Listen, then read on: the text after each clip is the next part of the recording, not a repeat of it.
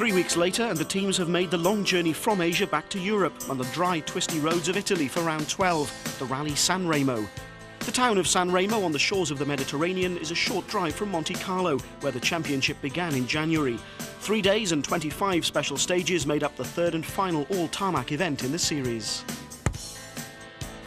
A stunning sunrise greeted the crews, but what of those thoughts about next year? Carlos Sainz announced before the rally that for 1998 he'll partner Didier Auriol at Toyota. It's a big blow. I mean, obviously we're all very sad that he's going, because he has been a big driving force within M Sport this year and Ford. I mean, it was a completely new challenge for us, and it's been a big challenge for me as well to work with someone like Carlos. But on the other hand, I think 100% to him, he's given 100% commitment, and his drive and his professionalism has had a big effect on getting us to where we have. When you are happy in one place, it is difficult to move, and obviously I was happy in Ford, especially this part of the season, but I think there were also a lot of things to consider, and I think when you put everything one side and in the other side, at the end, being very equal, I decided to move to Toyota. We will see. I hope it is the right decision. I have a very good offer for the next 3 years, but especially for afterwards, and I think that was very important also for me. The main news since we last spoke to you has been that you've committed Tommy for another 2 years. How delighted are you to have been able to announce that? Well, we're very happy indeed, because Tommy has been with the team now for 3 years, and he works well with the team, he knows the team, he understands the car. We've developed the car around Tommy, and just to carry on for another 2 years is just exactly what we would wish for. There's been a lot of speculation, Colin, about where you might be or might not be driving next year. What's the truth of the matter at the moment? Well, there's nothing really to say at the moment. Obviously there are other teams interested, showing quite a big interest, and also ProDrive want to keep me and Subaru want to keep me, so at the moment I don't really know. We might know a bit more after this event. But you're contracted at the moment for 2 years. You're contracted for another year with Subaru. Well, 1 more year on an option, so it's a bit up in the air at the moment, so I don't really know what's going to happen. Now, of course, this season Tommy has been your one driver for all events. Is the aim for next year to have 2 drivers for all 14 rounds? Yes, well, I mean, that's our target, and you know, we're well down the road to being able to confirm that with Richard as the second driver, and I think that this in itself will help Tommy. Tommy has requested fairly strongly that he has a backup driver, and it gives him some measurement to his performance, and Richard, you know, has done enough events this year to confirm that is the driver that Tommy wants in the second car, so hopefully very soon we'll be able to confirm that.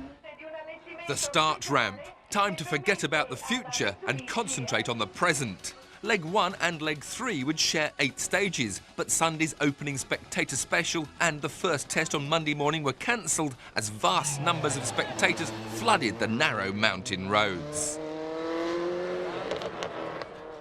So the rally proper began on stage 3, a 6-mile climb to the village of Baiardo. First up the hill was the Mitsubishi Lancer of the championship leader, Tommi Mäkinen. 7. Lyhyt helppo oikee. 8 huomio Kovasen plus kapea.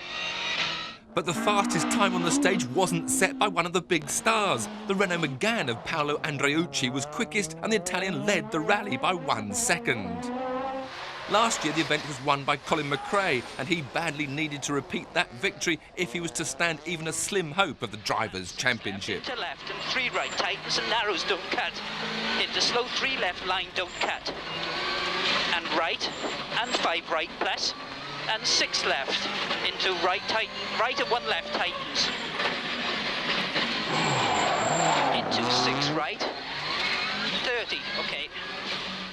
But McRae could only manage 6th fastest with an awkward handling machine, and the smoke from the brakes showed how hard he'd been trying.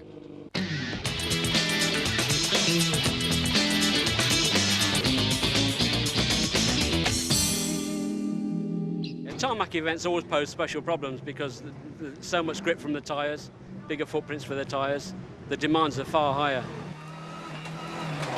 It's just the temperatures that the discs and the calipers see. We get 700 degrees on the discs, 200 plus on the calipers typically. Water and air are the only things we can use really, and we try and use the air to cool the discs, and we use water to cool the calipers circulating inside. and it can reduce it by anything up to 100 degrees on the calipers and keep the disc to a manageable temperature. But if the disc overheats, the brake pads and the disc are all glazing, then it's like fading and you lose the brakes.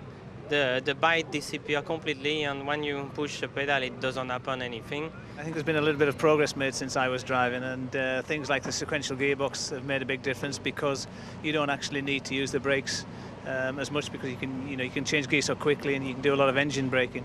But then also, I mean, I was quite heavy on brakes, whereas Carlos is quite heavy. You are very light.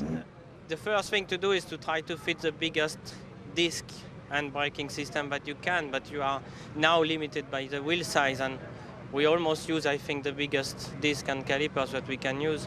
But it's, I think, a lot more technology to come on the caliper technology, number of piston, number of pads, maybe disc material, and it's something, I think, where we have to work hard still. Every time we catch up with the brake technology, the car goes a little bit faster, and then it's starting again.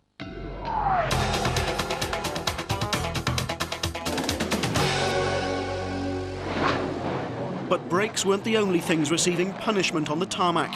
Andrea Navarra lost precious seconds, along with his Subaru's rear tyre.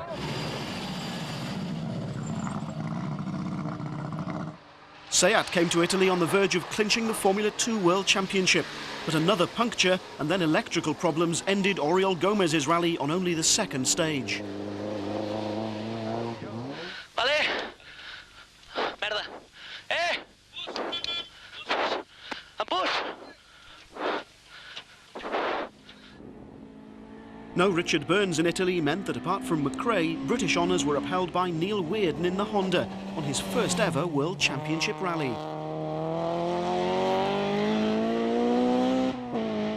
Andreucci's performance had been a one-off.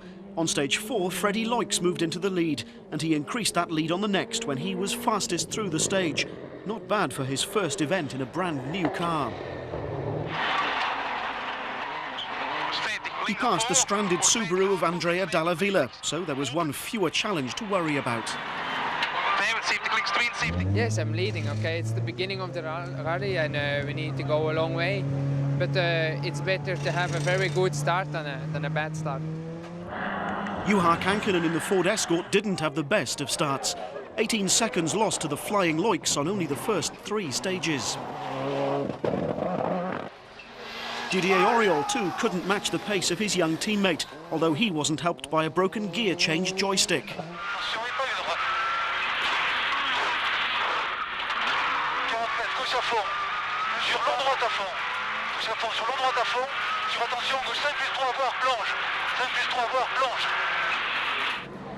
Carlos Sainz's Escort was quicker than Kankkunen's on the first leg, but not by much. The Spaniard would eventually end the day in 4th place.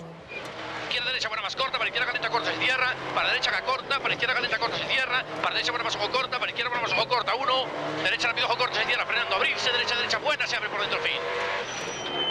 Tommy Mäkinen set the fastest time on just 1 stage during the day, which helped him to end leg 1 in 3rd place. Huomio, vasen, lyhyt vasen nopea, plus heti pitkä vasen nopea, miinus, risteys yli, ja pitkä oikein. If there'd been a prize for being the most spectacular round this corner, Mäkinen and Uwe Nittel in the Mitsubishis would have been contenders, but the easy winner would have been run over Rate in the Seat. Over the day's 7 stages, Freddie Loix had been fastest on 3. It had been a great performance by the young Belgian, and it meant he'd start leg 2 in 2nd place. Piero Liati's bid for victory last year ended when his car wouldn't start on the final morning. This year's rally began superbly for him, though. Fastest on 3 of the day's stages and the rally leader at the end of leg 1. E destra 2 meno lunga. In sinistra. Per destra 5, 50. Sinistra 2 lunga apre.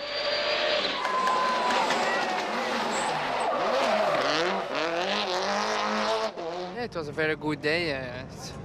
I surprised a little bit myself, especially it was the first time that we really did a rally with the car, and we have been leading. It was not bad. Okay, on the end, Liati was very quick. It was, I think, impossible for me to do it better. But even with the 2nd place today, I'm happy. Yes, it's a very good day.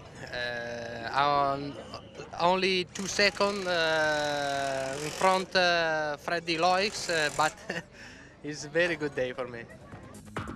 The first two were 25 seconds clear of Mäkinen in third, but just 13 seconds separated the Finn from McRae, back in 8th place. Leg 2 began early with a long drive up the coast to Savona and then into the hills for the day's 4 stages that would each be run twice as they weaved their way through the picturesque vineyards. 120. Colin McRae had had a disappointing first day, handling which didn't quite suit the conditions, and a puncture on the second stage left him a frustrated man. But the team had adjusted the suspension and he set the fastest time on every one of the first 5 stages of the day and leapt from 8th to 2nd. Piero Liati still led, but he now faced the challenge of a teammate hungry for victory. Freddy Loix's day began badly as transmission problems left him with only rear-wheel drive for the first 2 stages. Arriving at a passage control between those stages, he was putting a brave face on a problem which would drop him from 2nd to 6th.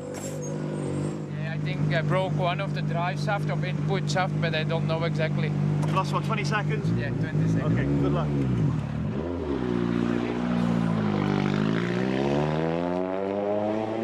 Didier Auriol in the other Toyota Corolla was also having a frustrating time as his trick joystick gear change broke again, and when the team spent 3 minutes too long in a service area, the 30 seconds penalty dropped him from 5th to 8th. One of the performances of the morning came from Uwe Nittel. He and Tina Torna were second fastest to McRae on 2 of the first 3 stages, and this spin on stage 10 showed just how hard they were trying.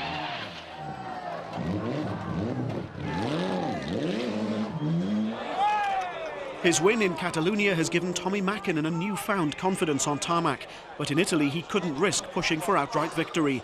As long as he scored more points than Sainz, he'd be happy. In one of the closest battles of the entire rally, the pair would be separated by no more than 4 seconds all day.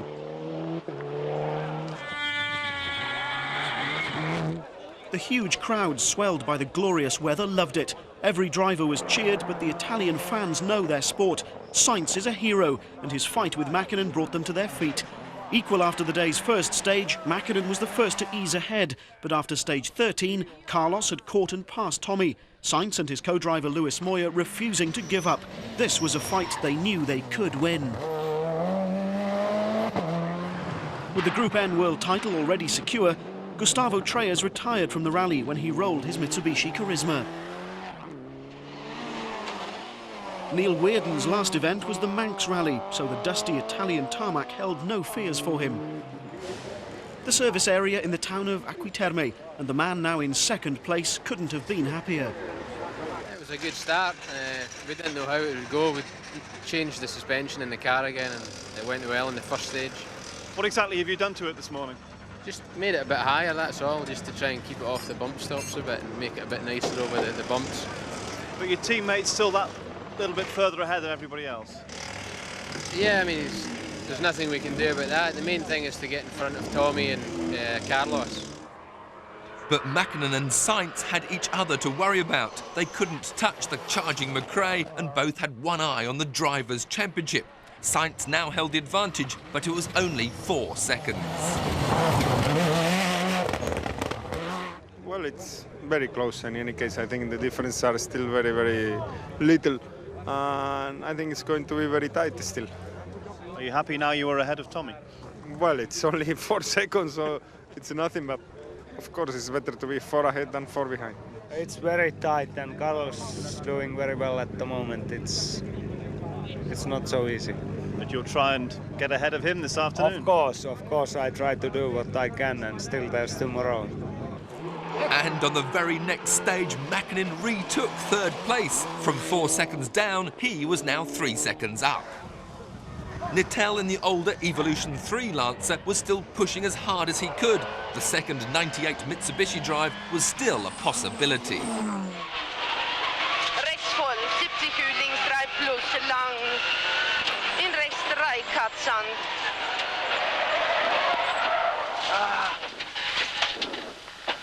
Today we was very competitive. We go this today 2 times, the second time here with the last year car. And okay, I was driving on the limit, and I think this was a little bit over the limit.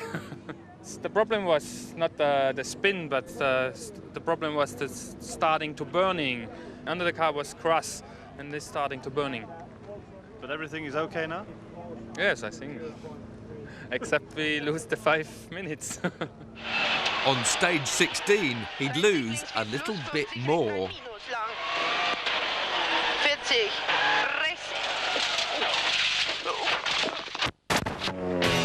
Into the day's final pair of stages, and there would be no more unpleasant surprises.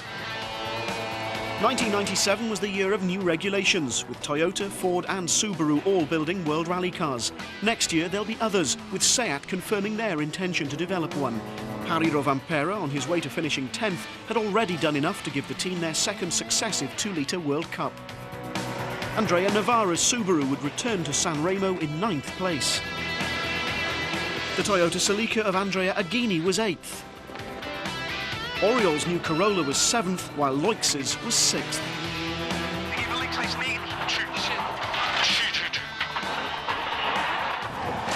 Fifth was the Ford Escort of Juha Kankkunen.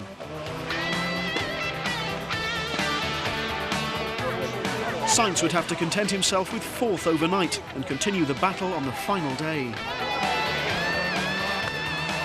It seemed that Mäkinen was holding something back. The battle with Sainz was dramatic enough, but the reigning world champion wasn't taking any risks, doing just enough to stay ahead. McRae, fastest on 6 of the day's 8 stages, was a comfortable second, undoubtedly the performance of the day. Liati, in an identical Impreza, now took an advantage of just 6 seconds into the final leg.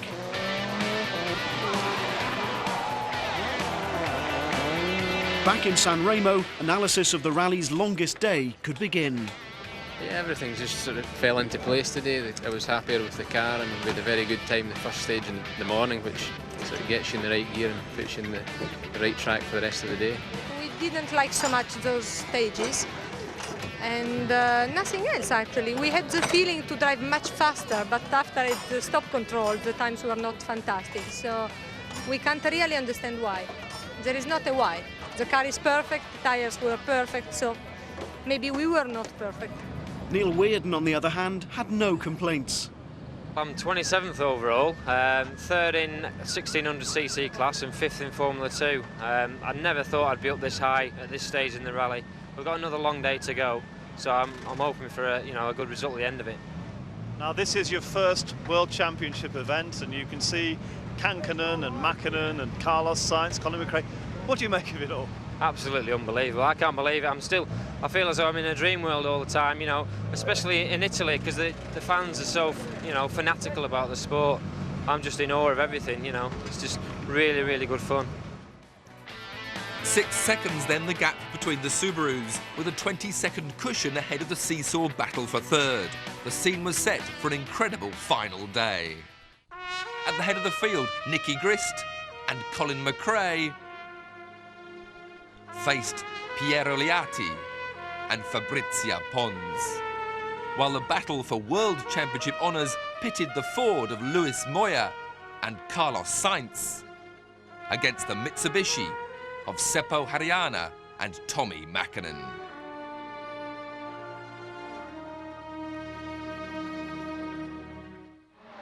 Leg 3 opened with a stage that had been cancelled 2 days earlier, and McRae set off in determined style. 30, long 3 right minus, and 6 left, keep out, and 3 left. Into 6 right opens. It was Sainz, though, who woke up quickest and set the fastest time on that first stage. Tommy was now 3 seconds behind Carlos, and as a forest fire forced the organisers to cancel the second stage, only 6 more stages remained. Ja K-oikea miinus aukeaa. Jatkuu pitkä oikea eri aukeaa. On the next stage, stage 20, McRae edged his way into the lead, while Sainz was now closing the gap on the Subarus. It's going to be a race to the finish. Carlos, you can never discount him. He's always there, ready to attack. So and he's doing that this morning. If he keeps going like that, then it's going to be very close at the end. We have to try to go in front of Tommy and see if we can keep that position, but also we have to try, if possible, to win. It's only 14 seconds now. 14 seconds, 70 kilometers special stage. We will see. Stage 21, and Liati claws back 4 seconds from McRae. The Italian leads once again. In sinistra lunga chiude 3 meno e destra per destra 2 più e sinistra 3 meno 50, destra 4 più e sinistra 3 più e destra 4 più apre 100, destra 4 più lunga e sinistra 4 meno. Stages 21, 22 and 23 were run without any service halts between them. McRae's tactic was to preserve his tyres through the first 2 and attack on the third. It worked. He set the fastest time on stage 23 and retook the lead. 2 stages were now all that remained.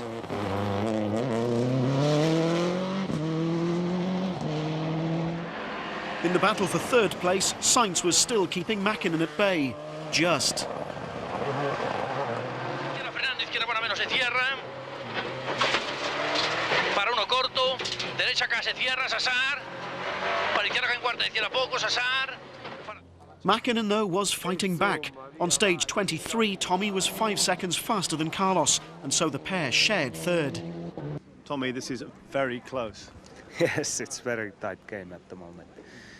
Equal, 2 more stages to go, and we are equal with Carlos, and it's really first, second and third place. Nothing is, it's not clear yet. Piero, very exciting. What happens now? I don't know. I think the stop for the win, the calling. We've asked them, no risks, please. We're happy with the result as it stands. We've got to think about the Manufacturers' Championship, and there is still an outside chance for Colin of winning the Drivers' Championship. So, in the situation we're in now, it's better for us if it stays like this. Almost unnoticed amidst all the excitement, there was yet another struggle going on. Freddie Loix had been slowly catching 5th-placed Juha Kankkunen. Sorry, Sven. What's next? That off on the day's first stage was Loix's only setback as he set out to chip away at the overnight deficit of 14 seconds. After stage 23, Kankkunen was just 1 second ahead, and after stage 24, they were dead level. The final 11-mile stage would be the decider. Kankkunen set a time of 12 minutes 34 seconds, Loix 12:31, so 5th place went to the Belgian by just 3 seconds. The first battle was decided. Incredibly, Mäkinen and Sainz were equal after stage 23 and then both shared the fastest time on stage 24, so they also began the final stage on exactly the same time. Again, the Ford would be the loser, the Mitsubishi just 2 seconds faster than the Escort as Mäkinen grabbed 3rd place and an extra championship point.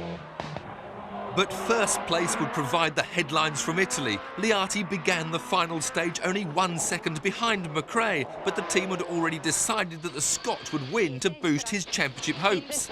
As Liati approaches the finish line of that last stage, Fabrizio Pons instructs him to stop and drop 5 seconds. Per destra 5, fermati, fermati. 1, 2, 3, 4, 5, vai. In theory, those 5 seconds should have been enough for them to drop behind McRae and still stay ahead of Mäkinen. But was it enough? Right, tightens and narrows, don't cut. In the slow 3 left line, don't cut. And right and 5 right plus. And 6 left into right and 1 left tightens. Into 6 right. Okay. Nicky Grist obviously thought it was, but in fact Liati had still been 5 seconds faster, so Pons is forced deliberately to check into the final time control a minute late, incurring a 10-second penalty and handing victory to her colleagues. Hi. Hi, how are you? Very well, thank you. A bit disappointed or very happy? No, very happy, but my job. It's my job, this. Yeah, it's been a great result, a 1-2, and I mean, nobody can take that away from us. We've had a very tough battle all the way through and we've finished first and second. Is it a hollow victory in a way because Piero was right on the pace right to the end? No, not really. I mean, we lost a lot of time in the first day with the puncture, so if you take that into consideration, we would have been, you know, quite a way in front at the end. But no, not really. The most important thing now is the championship, and to take 10 points here is very important for us to keep it alive. Team orders then giving McRae victory by 6 seconds over Liati. Confirmation too of Mäkinen's 3rd place and Loix's triumph in snatching 5th on the very last stage. With just 2 rounds remaining, Tommi Mäkinen's lead in the Drivers' Championship is extended slightly, but his win now gives Colin McRae a slim chance of the title. Kenneth Eriksson is still 4th, while the result in Italy restores Piero Liati to the leaderboard. With 3rd placed Mitsubishi possibly too far behind, Ford are now perhaps the only team still in with a chance of preventing Subaru's 3rd manufacturer's title in as many years. For Neil Weirden, meanwhile, Sanremo had proved a highly satisfactory baptism in world rallying. In the end, I think we finished 23rd overall, 6th Formula 2 and 3rd in the 1600cc class. Absolutely well pleased. I'm really, really chuffed. When you came here at the weekend, was that what you were anticipating? No, I was anticipating probably 40s, 30s, but not in the 20s. You know, it's to be in the 20s in the World Series is just a dream come true for me. The whole event's been a dream come true. You know, thanks to Mobil and Asmith Autosport, we've actually got here and done the event. We've done it on a very low budget, and we've managed to come away with a really good result. McRae's celebrations may be short-lived. 2 men still to beat to win the World Championship and only 2 rallies left on which to do so. Who knows? Yeah, I hope that we can keep going until REC and do good result in Australia. You could win it in Australia? I'm not sure. I think it's quite possible, but still I think it's going to be tight.